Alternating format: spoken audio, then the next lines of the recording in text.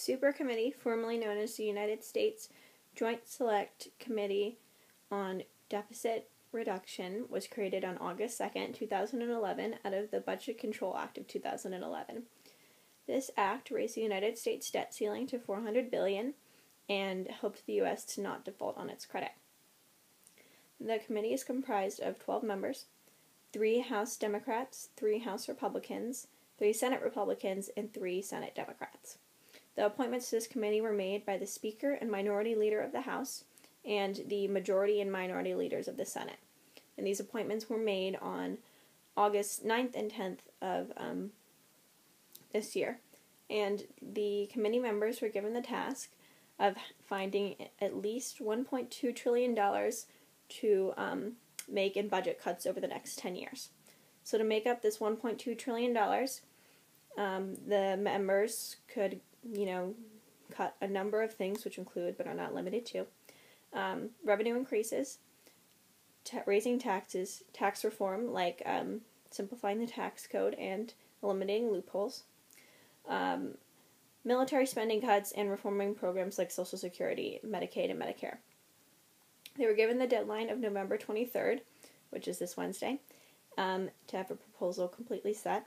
However, any plan that would needed to be enacted would have to be set 48 hours in advance of the deadline, because the Congressional Budget Committee needs to give the plan a score of how effectively it would reduce the budget cut.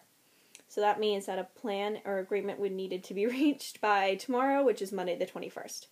And Congress would need to vote on any plan that was presented to them about this on December 23rd, and it would just need a majority of the votes to pass, and no amendments could be made.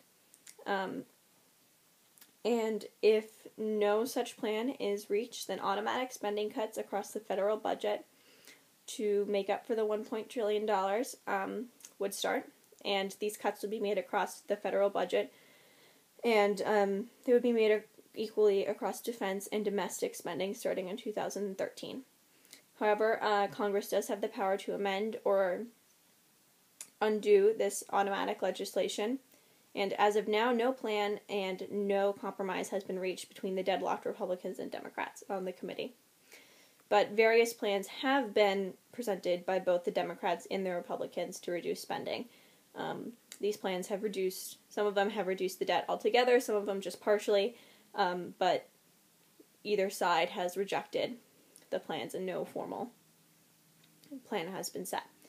And the threat of automatic spending cuts has not been enough to motivate either side to compromise. The Republicans are very opposed to any new tax increases, and the Democrats are very concerned that any potential cuts will be made to social programs. Recent reports have been circulating, recent meaning like today and yesterday, predicting that an announcement from the Super Committee will be made saying that they failed to reach an agreement, and no such announcement has been made, but we'll see. So some questions for everyone.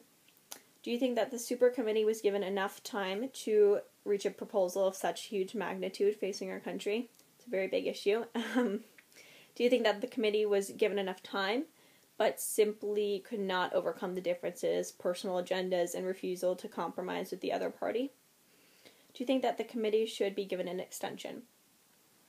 Do you think that somehow the committee will get their stuff together and present a plan tomorrow? Or do you think that they will announce that they did fail and they did not reach a compromise? Do you think that this whole committee was kind of doomed from the start because of the apparent inability to resolve differences and compromises between the two parties? And if a plan is not made, do you think that automatic spending cuts should be allowed to be enforced and enacted in 2013? Or do you think that Congress should kind of get together, form another whole committee, and try to come up with another plan?